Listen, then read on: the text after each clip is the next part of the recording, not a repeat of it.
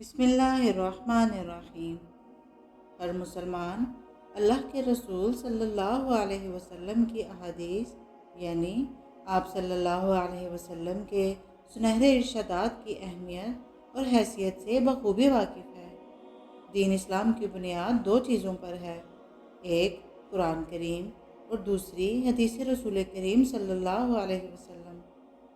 اللہ کے نبی صلی اللہ علیہ وسلم فرماتے ہیں، میری ایک بات بھی کسی کو معلوم ہو تو وہ آگے پہنچا دے۔ آپ صلی اللہ علیہ وسلم کا یہ بھی ارشاد ہے کہ میری حدیث بیان کرتے وقت بہت احتیاط سے کام لیا جائے۔ اگر کسی نے جان بوجھ کر کوئی ایسی بات مجھ سے منسوب کر دی جو میں نے نہیں کہی تو ایسے شخص کا ٹھکانہ جہنم ہے۔ ہم میں سے یہ سب پر فرض ہے کہ وہ دین کا پیغام اور آپ صلی اللہ علیہ وسلم کی احادیث یاد کریں، ان کو سمجھیں اور آگے لوگوں تک پہنچائیں تاکہ نوجوان نسل رسول کریم صلی اللہ علیہ وسلم کے ارشادات سے آگاہ ہو جائے۔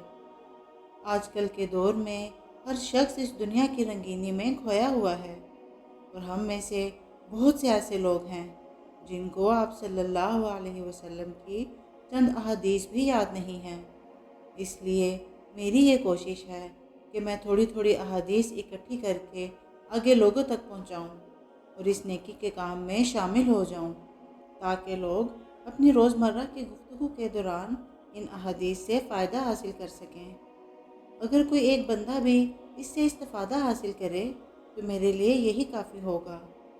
اللہ تعالیٰ سے دعا ہے کہ وہ میری اور اس سے فائدہ حاصل کرنے والے اور ان احادیث کو آگے پہنچانے والوں کی کوشش کو قبول فرمائے، اسے ہمارے لیے صدقہ جاریہ بنائے اور کل قیامت کے دن ہمیں رسول اللہ صلی اللہ علیہ وسلم کی شفاعت نصیب فرمائے۔ آمین ثم آمین۔